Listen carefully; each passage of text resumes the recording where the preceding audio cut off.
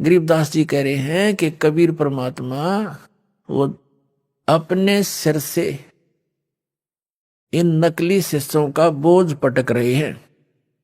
डारत सिर का बोझ। अपने आत्मा, इस तत्व ज्ञान से आपको बहुत कुछ ज्ञान होगा।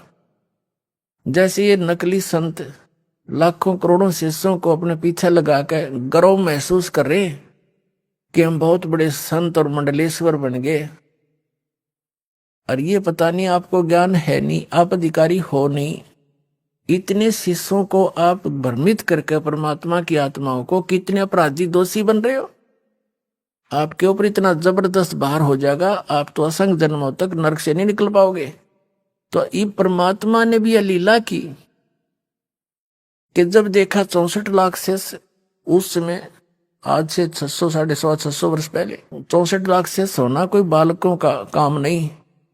ना कोई मीडिया था, ना कोई ऐसा, और दानक जुलाहे के घर जन्म जिसका, एक गरीब व्यक्ति आम आदमी की दृष्टि में तो कितने समर्थ थे वो। कैसे उन्होंने लीला करके अपने बच्चों को अपनी शरण में लिया, उनको सत भक्ति दी।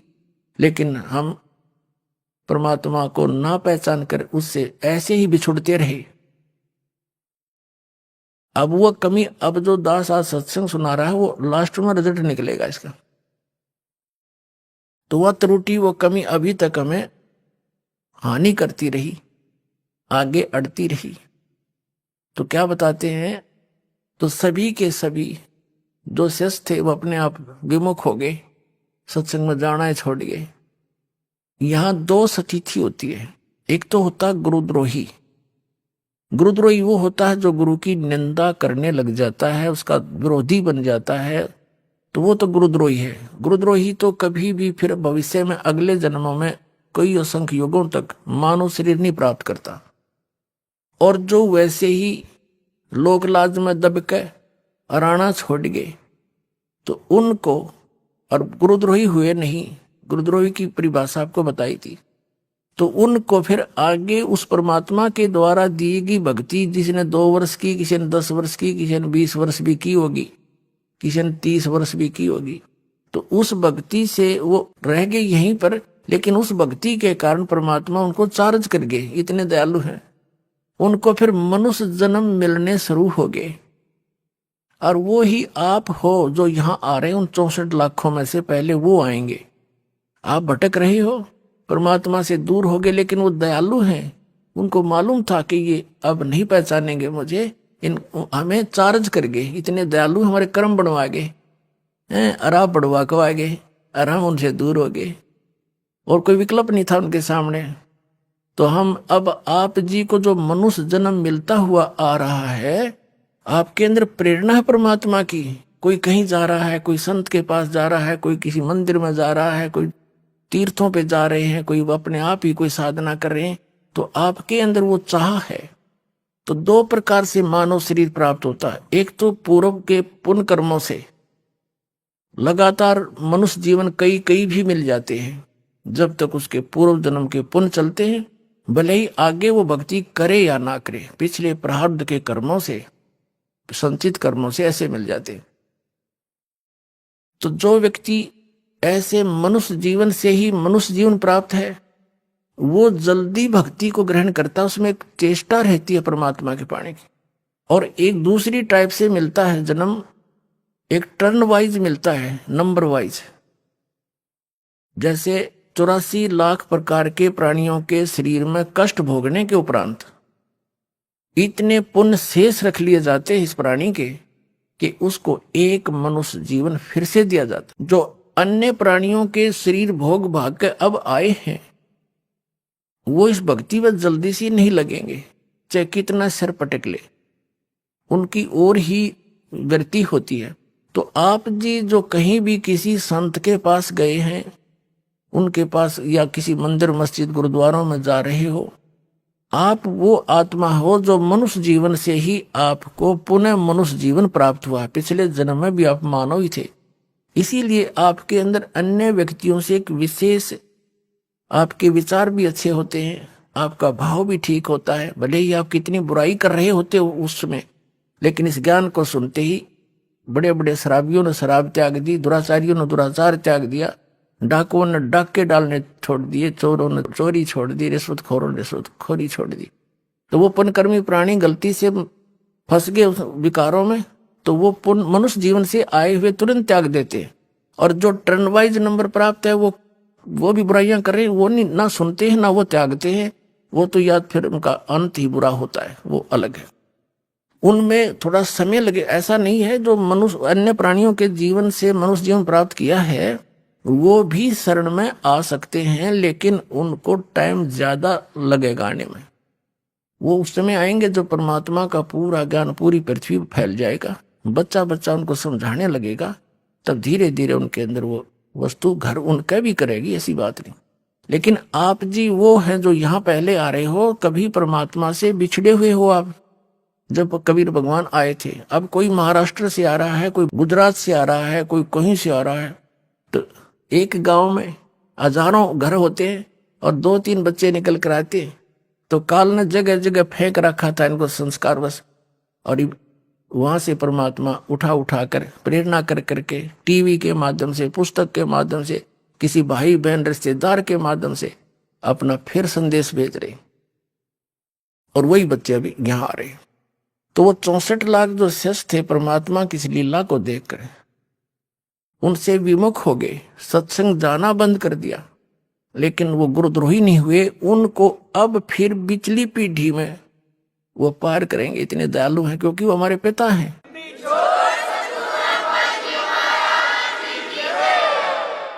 और सोच हलचीदर मैं करूं अपने जन के काज, इन संतों ने सोचना पड़ेगा कि बाहर ने सिर पर धर के ले जाओगे, भगवान भी पटक दिया उन्होंने।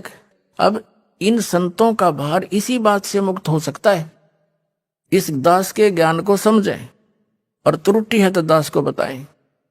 कोई मैं गलत कह रहा हूं तो एक तो बोला कोई, सारे सांप सूंघ गया सबने, तो इसका मतलब ये हार तो चुके हैं। जनता भोली आत्मा श्रद्धालु हैं, चिपके बैठे हैं, इनको जब समझ में आओगी ये स्वयं आ जाएंगे।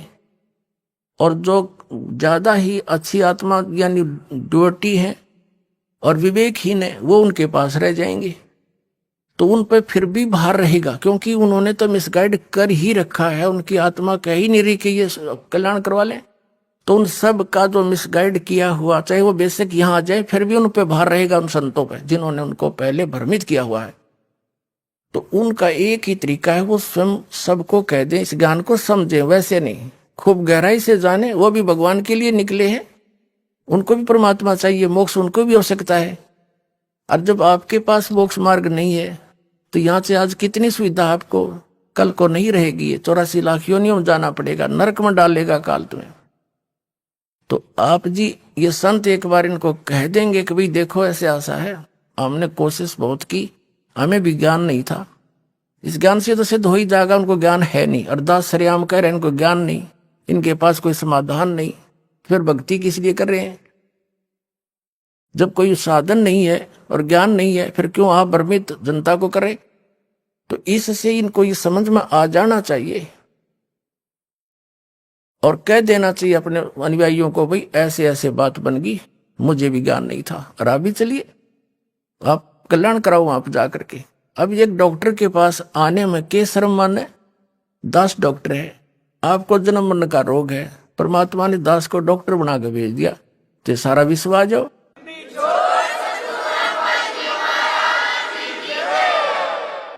और इसमें बड़े छोटे वाली बात भी नहीं, कोई मान बढ़ाई वाली बात नहीं। दास एक डॉक्टर है, डॉक्टर को क्या अभिमान है, उसका तो पैसा है, चाहे लाखों जितना भी वो डील कर सकता है, सबको कर सकता है। यहाँ तो आध्यात्मिक मार्ग में चाहे सारा विश्व आ जाओ, ये तो शब्द की शक्ति तो सारे पार हो जाएंगे। और भक्ति करोगे, नियमित रहोगे, थोड़ी सी बात है। और परमात्मा का यथार्थ ज्ञान दास के पास है, संत भी आवे और वही चेले रहेंगे, वही आश्रम उनके भक्ति दास के अनुसार करनी पड़ेगी और अपना एक दास बनकर रहना पड़ेगा, संत महंत बनकर नहीं रह सकते। फिर तो आपके कर्म बिगड़े रह जाएंगे। बस इतनी सी बात है, कल्याण हो जाएगा सबका। तो वो भार मुक्त हो सकते हैं। जब परमात्मा होते हुए उन्होंने भी क्या बता रहे हैं, बड़ुआ बड़ुआ सब कहे, कोई न जाने खोजे, दास गरीब कबीर करम, ये बाटत सिर का बोझे। अपने सिर से बोझ उतार रहे हैं, परमात्मा फेंक रहे हैं नीचे, पटक रहे हैं। 64 लाख शिष्य हो गए थे। जो गुरु पर भार होता है उन शिष्यों का, वो तो भोली भाली आत्मा समर्पण हुई बैठे हैं, और वो कसाई के लिए जा रहे हैं जो गलत रास्ता बता रहे हैं, काल के जाल में फंसा रहे हैं। तो इनसे बड़ा अपराध कुछ नहीं हो सकता। तो कबीर साहब, जो परमात्मा ने भी अपने सिर से बोझ पटक दिया कि ये जान जोगे नहीं है सतलोक, तो क्यों सिर पर भार रखा? तो ये अपने सिर से भी उतार गए, उन्होंने तरीका यो अपना लिया, तो सब उनसे विमुख हो गए। तो उनसे वो देखो गण का संग लई कहते कौम छती से, गरीबदास इस जुलहदी का दर्शन आन हदी से। सब 36 कौम 36 जात ये कह रही है, देखो वैसा को साथ लिए सरेआम घूम रहा है, इस जुलाहे का इस दान के तो दर्शन करण में भी टोटा। और फिर क्या कहते हैं, शाह सिकंदर लोधी के पास पहुंचे। शाह सिकंदर को सुनी भ्रष्ट हुए दो संत, गरीबदास चारों वर्ण उठ लागे सब पंथ।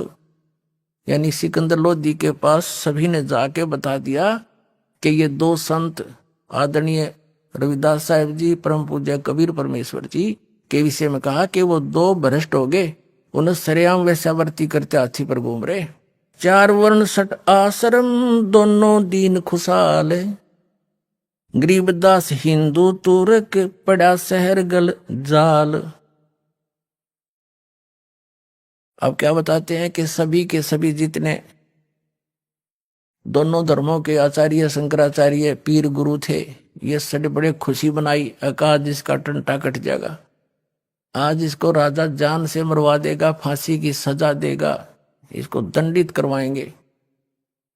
शाह सिकंदर कह गए सुन कबले अरदास, गरीबदास तलबा हुई वो पकड़े दोनों दास। आदरणीय गरीबदास साहिब जी बता रहे हैं कि शाह सिकंदर के जब सब लोग गए काशी के इकट्ठे होकर के और उन्होंने अर्ज करी, तब सिकंदर लोधी ने कहा कि लाओ उन दोनों को पकड़ कर। तो वो दोनों पकड़े गए, आदरणीय रविदास साहिब जी, परम पूज्य कबीर परमेश्वर जी। कह कबीर यो क्या किया गणकालीनी संगे, गरीबदास भूले भक्ति ये पड़ा भजन में भंग।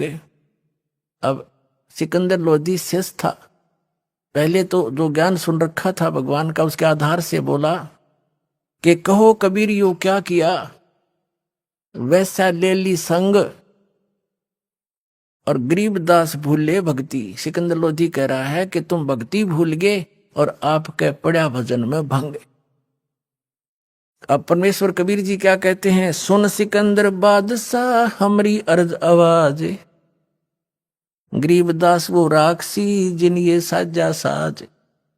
वो तो जानी जान थे, उन्होंने तो जानबूझ कर लीला की थी, और एक दास बनकर कह रहे हैं कि हे सुनो सिकंदर बादशाह हमारी अर्ज आवाज, और गरीबदास वो राक्षसी जिन ये साजा साज। भगवान आप रक्षा करेगा मेरी, जो मेरे से गलती बनी या ना बनी। जैसे सिकंदर लोधी ने शिक्षा दी कि क्या क्या किया कबीर जी आपने यो, वैसा कुछ साथ ले लिया, आपकी भक्ति में कितना हानि होगी। तो परमात्मा एक दास बनकर उतरे थे। एक दास की लीला, एक हर तरह की लीला वही करके गए हैं जो एक संत ने करनी चाहिए और एक भक्त ने करनी चाहिए और एक अच्छे नागरिक ने किस तरह अपना गुजारा करके जीवन निर्वाह करना चाहिए। और परमात्मा तो थे, वह लीला उनकी चल ही रही थी। काशी में बैठ कर पूरे ब्रह्मांडों को घुमा रहे थे और साथ में एक तत्वदर्शी संत वाली भूमिका भी वही कर रहे थे। संत सोए जो खरी खरी जो कहते हैं सोई संत कहावे, और जेता मीठा बोलिया तेता संत ना हो। तो परमात्मा जो संत ने सतगुरु ने जो बोलना चाहिए, सच्ची सच्ची कहनी चाहिए, वो परमात्मा कबीर जी ही बोल के गए थे। और जो सच्ची कहता है वही सतगुरु होता है। तो कबीर साहब जी ही रियल में सतगुरु और परमात्मा थे ही। तो अब वो सेवादास को दे दी उन्हें सारी साची कहण की, चाहे जो शरीर रहो चाहे ना रहो, उसका संदेशा पूरा पहुंचाऊंगा उसके बच्चों तक।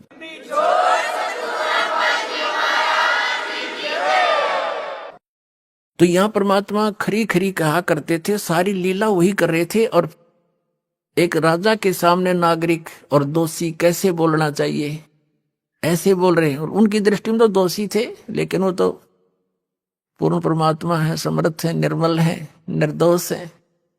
सुन सिकंदर बादशाह हमारी अर्ज आवाज। और कबीर साहब की तरफ से गरीबदास जी कह रहे हैं, गरीबदास वो राक्षसी जिन ये साजा साज, कि मेरा तो भगवान मेरी रक्षा करेगा, जो भी मेरे से हुई सो हुई।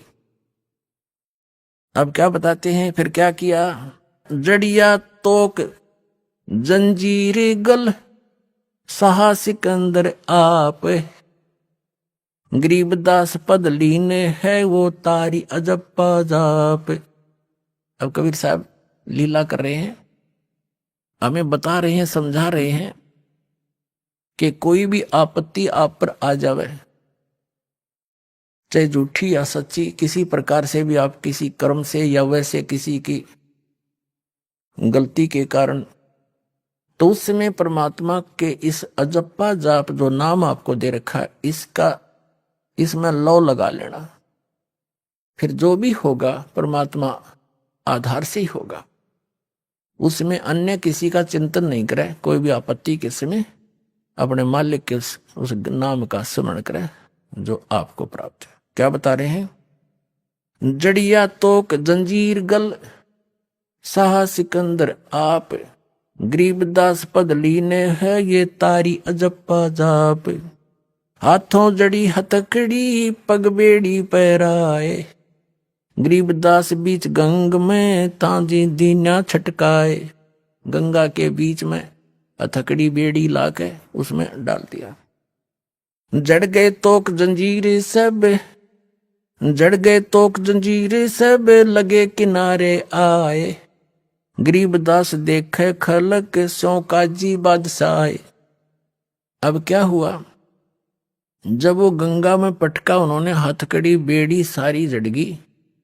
कबीर साहब ऐसे बैठे हैं जल पर, जैसे थल पर बैठे होते हैं, नीचे से बड़ा वेग से लहरें जा रही हैं जल की, मालिक बैठे।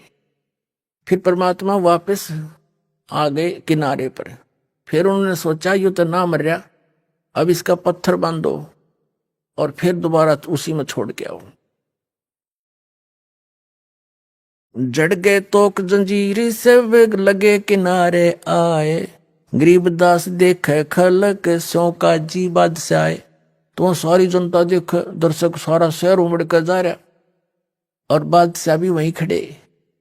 काजी और मुल्ला हमारे एक धर्मगुरु थे, वो सारे वहीं देखे, तमाशा का काम होगा इसका, हमारा रोड़ा निकलेगा, हमारा कांटा निकलेगा आज।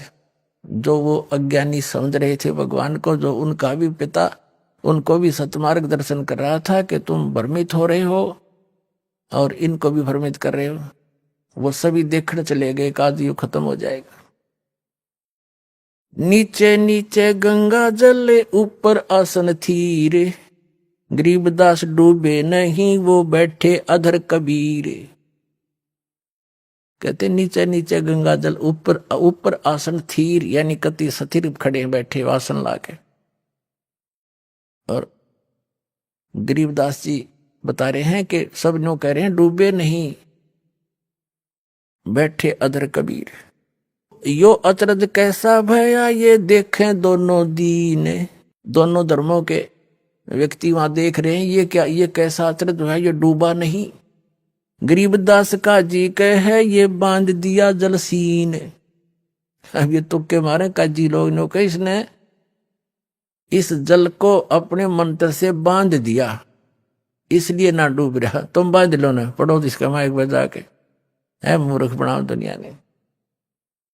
गल में फांसी डारे करिए बांधो सिला सुधारे। क्या फैसला किया कि इसके गल फांसी लाओ, इसके गल में रस्सा बांध दो मजबूत सा, और इसके गले में भारा मोटा पत्थर बांध दो, यो डबो होगा इसने।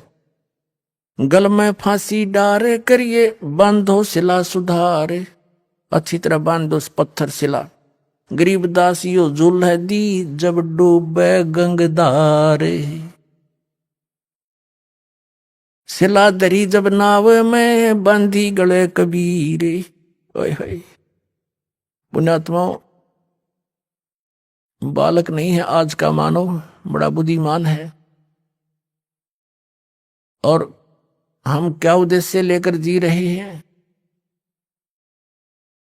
गरीबदास साहिब जी को परमात्मा ने ज्ञान दिया, उसमें क्या कह रहे हैं? बिन उपदेश अचंभ है, क्यों जीवित है प्राण, और भक्ति बिना का ठोर है, ये नर नहीं पाषाण। उदय अस्त का राज जीव को जय कोई दे, और लाख बधाई के करे जय नहीं नाम तेने।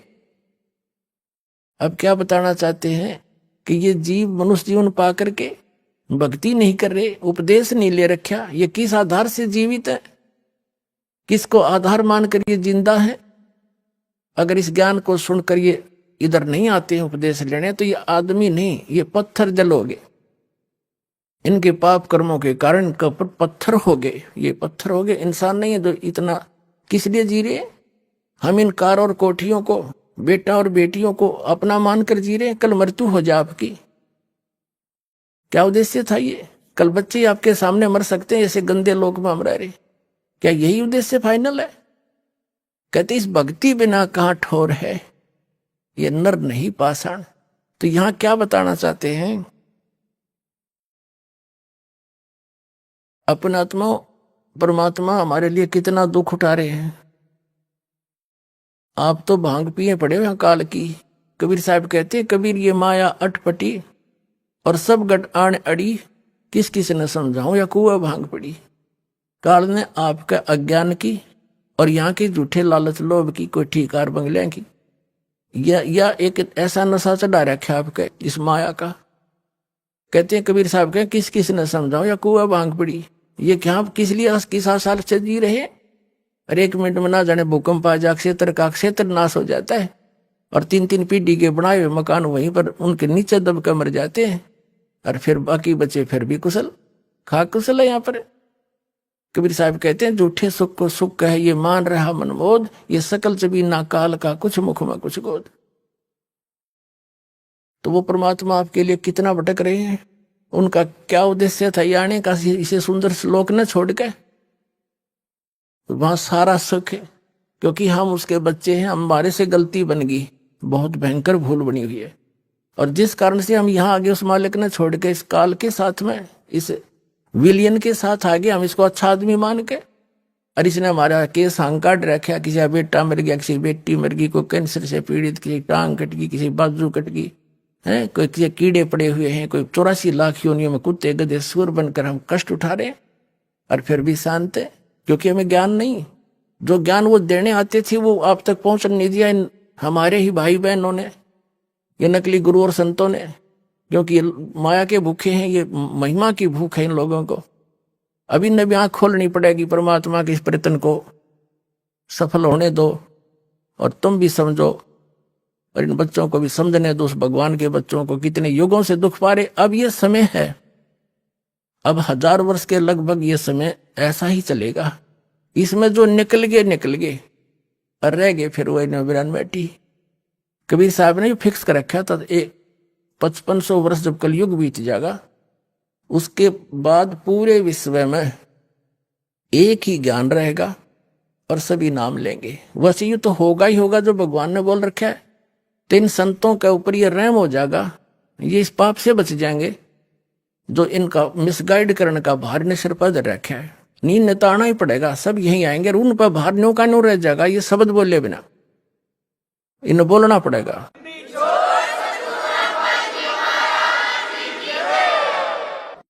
अब हमारे भगवान, हमारे पिता, हमसे गलती बन गई, कहते हैं कोटिक अवगुण बालक करही, पिता एक चित नहीं धरही।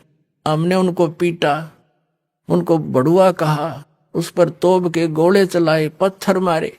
वो भी तो सारे उसी के बच्चे थे जो हिंदू और मुसलमान वहां खड़े थे। अब परमात्मा काल ने हमारे को डिवाइड करके एक दूसरे का दुश्मन बना रखा है। ताकि ये भगवान के निकट ना चले जा, अपनी अपनी साधनाओं को उत्तम मानकर एक दूसरे के साथ मत्था पचाई करते रहें और भूल जा भगवान को। तो पुण्यात्माओं, आज का मानव बालक नहीं है। परमात्मा ने शिक्षा इसीलिए दी है तो भगवान पहचान सको आप, न इसकी कति आवश्यकता नहीं थी। इसने बेईमान बना दिए हम और बकवादी बना दिए। आप देखो इन बड़े बड़े शहरों में नौकरियां उच्च घराने की लड़की हैं, वह नंगी न ढकी ऐसे सरियाम घूमती है। यही विकास है क्या? गिरावट है ये मानव की। अज्ञानता के कारण हम उनको अच्छे पढ़े पिला, ये तो एजुकेटेड सोसाइटी है, खाक एजुकेटेड है, जो इसे बेहुदे ढंग से बूढ़े लाल उठ करके हैं और पता नहीं कैसे घूमती है। क्लबों में जाते हैं, शराब पीने लगी लड़कियां। तो इस शिक्षा ने ये दिया हमारे को, नाचना गाना ये टेलीविजनों के माध्यम से सारी कोरी बकवास भरी जा रही है। अब इसको समाप्त किया जाएगा इस ज्ञान से। इन टीवियों के ऊपर एक दिन वो आएगा, पूरा सत्संग मालिक का चला करेगा, ये बकवास बंद हो जाएंगी। वो दिन दूर नहीं है।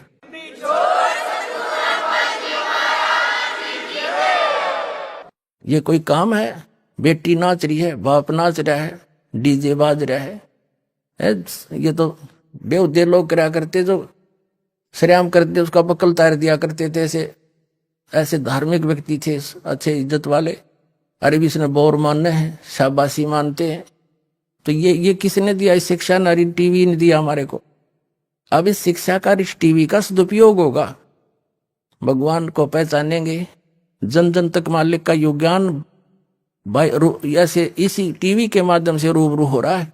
इसी से पहचान कर उसके बच्चे, बहन, बेटी, भाई भाग भाग कर आ रहे हैं, अपना कल्याण करवाएंगे। तो ये तो परमात्मा हमारे लिए इतना कष्ट उठाए।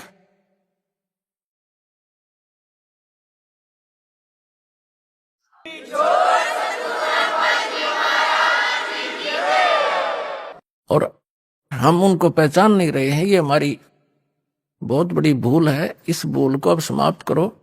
असंख्य युग हो गए यहां धक्के खाते हैं। परमात्मा कहते हैं, कोट जन्म तन भरमत हो गए, कुछ नहीं हाथ लगा रे, कुकर सुकर खरबया बोरे, कौवा हंस बगाए। अपुणात्माओं, जिसको नशा हो वह व्यक्ति चाहे जून के महीने में पंजाब, राजस्थान, हरियाणा, यूपी के क्षेत्र में और बाहर पड़ा हो, पसीने में पसीना हो रहा हो, रेत उसका लगा हुआ हो, उसको कोई कहे भाई तू बहुत दुखी है, उठ ले यहां से, चल तुझे छाया में बैठाता हूं, और वो कहता है जोड़ दे मौज हो रही है। तो आज हम इस स्थिति में है, इस गंदे लोक के सुख को हम सुख मान रहे हैं। हम शराबी की तरह पड़े इसके अंदर। और जब यह भांग उतर जाएगी आपकी, या शराब उतर जाएगी इस तत्व ज्ञान से, आपको नरक दिखाई देगा सतलोक की तुलना में। क्योंकि अभी हमें ज्ञान ना ठीक नहीं मिला। सतलोक में कहते हैं प्रकाश ही प्रकाश है, आत्मा उसमें जाकर मिल जाती है जैसे बूंद समंदर में। और कुछ लोग प्रकाश ही प्रकाश है, वही अमरलोक है और वही सतलोक सतपुरुष है, और उसमें बिंदु की तरह आत्मा भटकती है। ये कोई ज्ञान है? क्या रुचि बनेगी वहां जाने की? और जिन महापुरुषों ने परमात्मा को देखा, अपने गवाह बनाकर मालिक ने वापस छोड़ा, उन्होंने सारी सचिति बताई है। वहां ऐसा ही सृष्टि है, वो शरीर ऐसा नहीं है, वो बगैर नाड़ी तंत्र का शरीर है, उसमें वृद्ध अवस्था नहीं होती।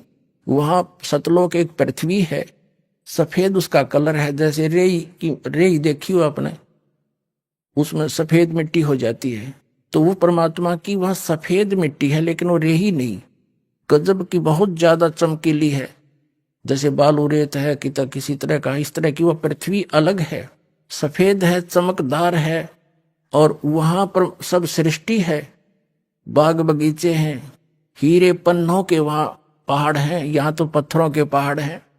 और गंगा जैसी दरिया वहां पर हजारों बह रही है, वो जल कभी खराब नहीं होता। इस गंदे लोक में ये गंगा दरिया का जल यही खराब नहीं होता। ये एक सैंपल दे रखा परमात्मा ने, अपने सतलोक से भेज रखी है या, और वो आपके लिए कि विश्वास हो जाए कि वहां ऐसे मटेरियल है, वहां ऐसे पदार्थ हैं, कभी नष्ट नहीं होते।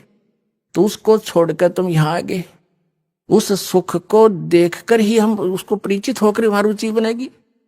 अब जैसे किसी का गांव में छोटा सा प्लाट हो और उसने चंडीगढ़ के में को प्लाट बता दे कि वहां ऐसा चल मैं तुझे इस तरह मिलता है, ये फार्म भर दे, कौन ना भरेगा? क्योंकि वो देख चुका है। तो मिनट में भरे, फटाफट जा बैठे उठे छोड़ के उस गांव वाले छोटे से घर ने। तो ऐसे ही जब आपको इतना ही विश्वास दास दिला देगा कि सचमुच वो ऐसा है, तब आपकी अपने आप रुचि बनेगी। या तो आपका रहना नहीं, चाहे करोड़पति है, चाहे 20 कोठी बना रहा है, 1 मिनट में मृत्यु होगी, कुत्ता बनकर उस कोठी के बाहर बैठा पाओगा। तो ये अपनी कैसे हुई? ये तो मूर्ख बना रखे अपने को। तो ये आपका विश्वास होगा इस बात का। तो भगवान हमारे लिए भटक रहे हैं, क्या क्या कष्ट उठा रहे हैं, और हम फिर भी आंखें नहीं खोल रहे। तो अब जागना पड़ेगा अपने। बहुत समय हो गया इसकी काल की भूल भुलैया में।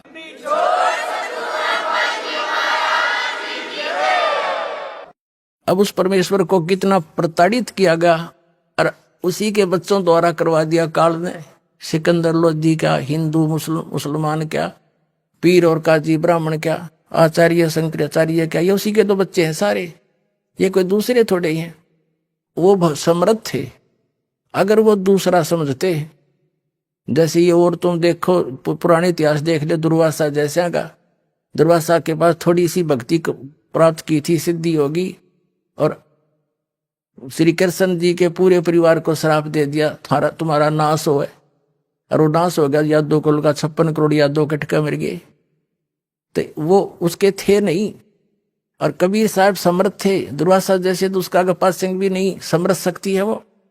और उन्होंने किसी को बद्दुआ भी नहीं दी। अब वो किसने बद्दुआ दे, किसने मारे? वो सारे उसी के बच्चे थे। अब जिस पिता ने यूं मालूम है कि मेरे बालक है शराब पी कर चाहे लठ मार रहा पिता के, वो अपना न सोचेगा, इसका उतरेगी जब समझेगा, मैंने पहचान लेगा। तो अब ये तो हम ऐसे थे, इस काल ने ऐसे बना दिए। और परमेश्वर कबीर जी ने किसी को बद्दुआ नहीं दी ना, तो वह सारा 1 मिनट में नामो निशान नहीं पाता उनका। क्योंकि वो किसको शराप दे और किसको बद्दुआ दे, अपने बालकों को कभी बद्दुआ दी नहीं जा सकती माता पिता पे। ये सत्क्रम मान लो, चाहे ऊपर ले मन तक गाड़ी भी दे दे कोई, लेकिन जब दुखी होगा, जब रोना आया कर उसने। तो ऐसे ही उन्हें हमारे दुख का पता है कि भांग पी कर मेरा पीछे पड़ रहे हैं, और अपनी समर्थता दिखानी थी। भगवान अगर आम व्यक्ति होता, संत होता, तो मर जाता दरिया में इतना कुछ करने के बाद, और फिर भी न्योके न्यो रहे, और फिर भी आंख ना खुली। मरा नहीं, सारे तो अटकल अपना ली सारे तरीके। तो फिर भी ना मानना, ये दानक दुल्हा भगवान है, क्योंकि दुल्हा उसमें था ना, गरीब था। और ये राजा होता, रामकृष्ण ने रापा मान लिए, 5-4 घट दिए, 2-4 मार दिए। अरे आपा भगवान से दोगे? ये तो 2 लठ मार के कोई किसान बना लिया। यहाँ के तो नियम यहाँ पर है। और ऐसे भगवान सिद्ध होना, ये है समर्थता का खेल। देखियो कबीर साहब को परमात्मा सिद्ध करना, क्योंकि परमात्मा थे ही। अबदास को वो पर दया बख्शी, वो अपनी सारे लक्षण बताए। आज के जमाने में कबीर साहब को परमात्मा सिद्ध करना बालकों का खेल नहीं। और यूं ही हो गया, क्योंकि समर्थ थे, सच्चाई थी। सिला दरी जब नावे में बांधी गले कबीर, गरीब दास फंद टूटे कर ना डूबे कबीर, ना डूबे जल नीर। परमात्मा के गले में पत्थर बांध दिया, और वो जब गंगा में डाले तो वो पत्थर टूट गया गले से। मालिक बैठ के नो जल के ऊपर दोबारा, और वो पत्थर जो था वहां से चलकर समुद्र, इसको ऊपर जल के ऊपर से चलकर वो पत्थर की शिला जहां सिकंदर लोधी खड़ा था उसकी तरफ आई, नोक काट ठानती जैसे नौका चला कर इंजन वाली, और आके उसके धड़ाम देसी लगी किनारे पे। सिकंदर 10 कदम पीछे गया, और फिर भी ना समझ में आई, पत्थर तिरका आवे। और भगवान ये डूबे नहीं तो और क्या क्या जुल्म किया इन्होंने। शिला चली सा और को देखत का ख्याल, गरीबदास कबीर का आसन अदर हमाल। मालिक तो दरिया पर बैठे हैं जल के ऊपर, और वो पत्थर जो गढ़ में बांध रखा था वो टूट कर मालिक के गल से और पानी के ऊपर से सिकंदर लोधी शाह की ओर भागी आई। फिर कहते हैं गुस्से में आकर बोले तीर मारो, बाण गोली मारो इसके। तीर बाण गोली चला ये तोप रख लो सोरे। तोब गरीबदास उस जुल्हा दी के एक गई नहीं और। होए होए, जिसको तुम जुलाहा कहते हो, जिसको आप एक कवि मानकर उसकी फाइल को बंद किए बैठे हो, उसकी महिमा आदरणीय गरीबदास साहिब जी आंखों देखी और उनके द्वारा प्राप्त दृष्टि से तुलसीदास जी की तरह यथार्थ करे। कहते हैं तीन तीर बाण गोली चलाएं और तोप रख लो शोर। गरीबदास उस जुल्हदी के यानी उस दानक के जुल्हे के एक गई नहीं और, उसकी ओर एक भी नहीं गई गोली। उड़े फिस इधर फिर आकाश में हो जा, खूब निशाना सान नौकर दिनू जा। अब क्या बताते हैं, अधर धार गोले बह ये जल के बीच गबाक। गरीबदास उस जुल्दी पर शस्त्र छूट लाख, यानी लाखों लोग, सेना भी आ गिर, सब पुलिस पालिस भी आ गिर, आम व्यक्ति भी जो दुश्मन थे वो ले आए, तीर का काट के कोई गोली मारे।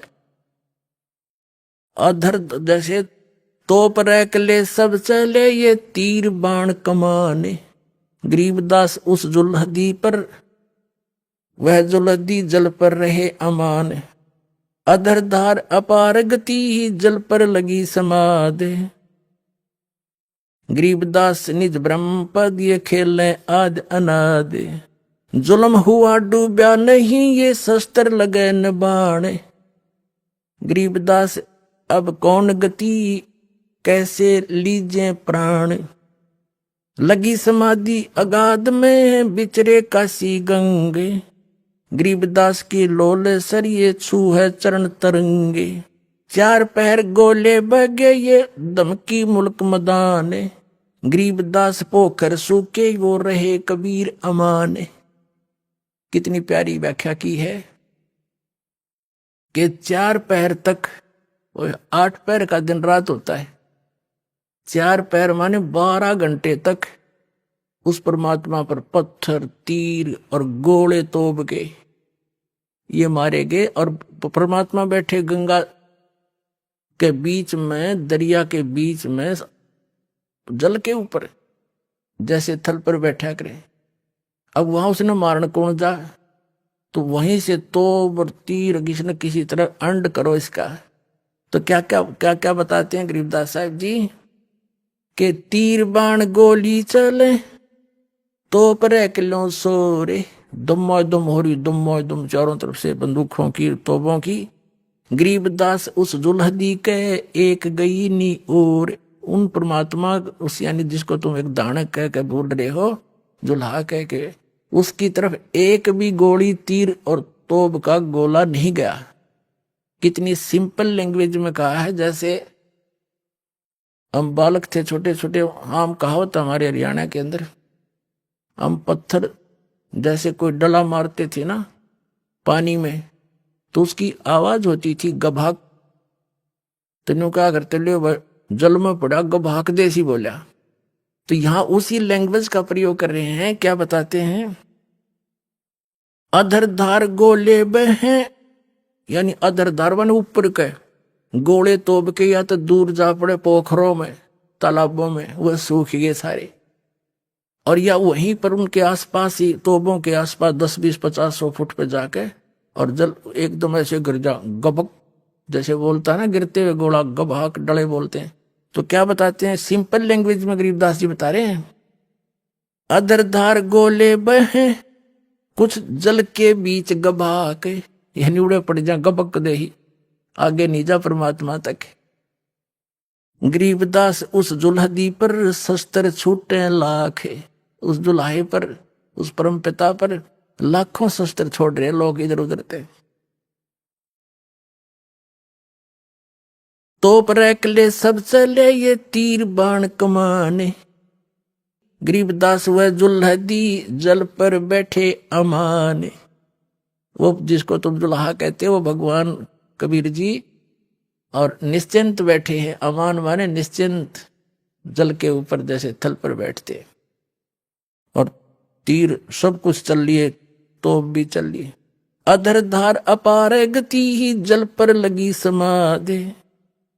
गरीबदास निज ब्रह्म पद ये खेल आदि अनादि। ये निज ब्रह्म पद, ये पूर्ण परमात्मा है, ये सदा ऐसे ही आकर लीला करते हैं पर हम पहचान नहीं पाते इनको। जो वो लोग खड़े खड़े क्या कह रहे हैं सभी दर्शक, और वो हमारे हम ही होंगे उनमें, हम भी तो इसे नालायक है, गलत चीज को जल्दी ग्रहण कर लेते हैं। कहते हैं जुल्म हुआ डूबे नहीं, शस्त्र लगे न बाण। गरीबदास इब कौन गति कैसे लीजे प्राण। सारे थक लिए जब नौके के ऊपर कैसे मारे इसको, सारा कुछ करके देख लिया, इसके प्राण कैसे अंत करें। जुल्म हुआ डूबे नहीं, वो नौके जुल्म हो गया तो डूबता भी कोई नहीं, अन्ना मरता। अब इसको कैसे मारे, कैसे प्राण लेवे इसके। जुल्म हुआ बूढ़े नहीं, कोई शस्त्र लगे न बाण। ना कोई शस्त्र लगता इसके, ना कोई बाण लग रहा। तो गरीबदास इब कौन गति और कैसे लेवे प्राण।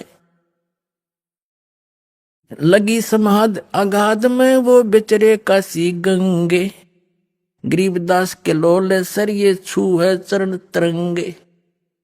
परमात्मा बैठे हैं और गंगा की तरंगे लहरें परमात्मा के चरणों को छू छू कर चल रही हैं, और वो परमात्मा ऊपर बैठे जल के। चार पैर गोले बगे, चार पैर तो कहते गोले दागे इन्होंने तोब के। चार पैर गोले बगे ये धमकी मुल्क मैदान। आस पास भी नहीं, सबके में दहल गया। और गरीबदास पोखर सूखे वो रहे कबीर अमान। आसपास के कहते हैं जोड़ भी सूख गए, ना गोले पड़े थे जा जाके। अब दयालु परमात्मा, और कितने पड़ा हो तो कोई घर न फूक देते या कोई जीव और न मार देते। उन पोखरों में तालाबों में जा पड़े कि तो दूर या उसी में गंगा में गिर गए।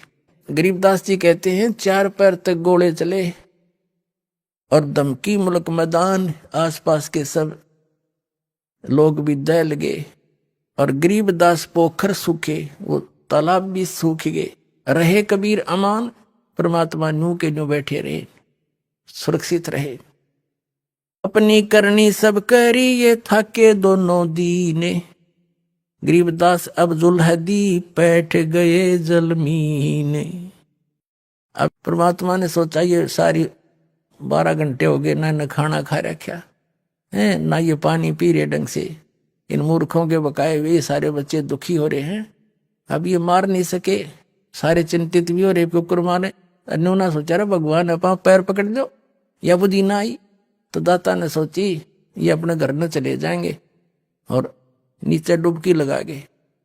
सबने खुशी मनाई, लाडू बांटे, मर गया, फिर गया रेती रेग, यानी भी गंगा में दब जाएगा लहरों के नीचे, इसके ऊपर रेत फिर जाएगी सदा के लिए खत्म। सब जामो अपने खूब मुंह धो धोकर खूब मिठाई बांट रहे हैं। उधर से परमात्मा ने क्या किया, वहां से अंतर्ध्यान हुए, उनको डूबते दिखे और अपने उधर दोनों को पकड़ के ले गए थे, रविदास जी को और कबीर परमेश्वर जी को।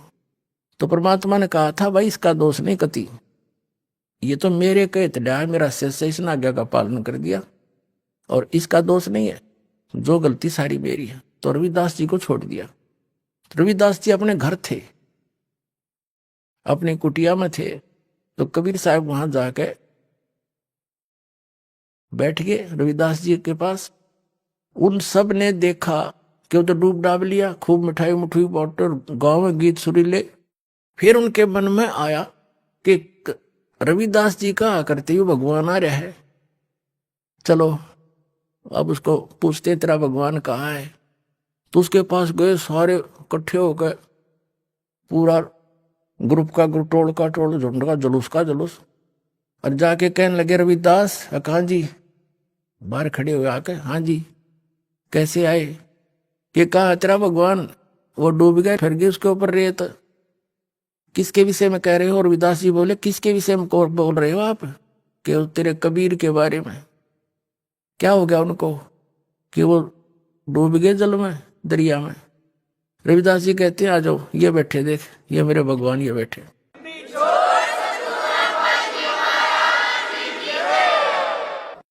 उन्होंने देखा झांक झांक सारे, वो फिर चिंगर गए। फिर गए सिकंदर के पास, जो तो डूबा नहीं, हो तो जादू जंतर जानता है, वहां छुप कर बैठ गया है। फिर पकड़ लाए, खूनी हाथी से मरवाओ इसको अपने सामने, जब विश्वास होगा हमारे।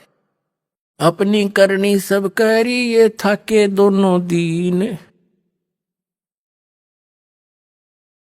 परमात्मा की द्रुक्ति।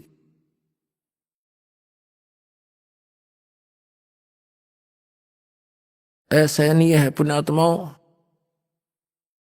और वो किस लिए दुखी हुए? आपके लिए, हमारे लिए। अब पहचानो उस बालिक को।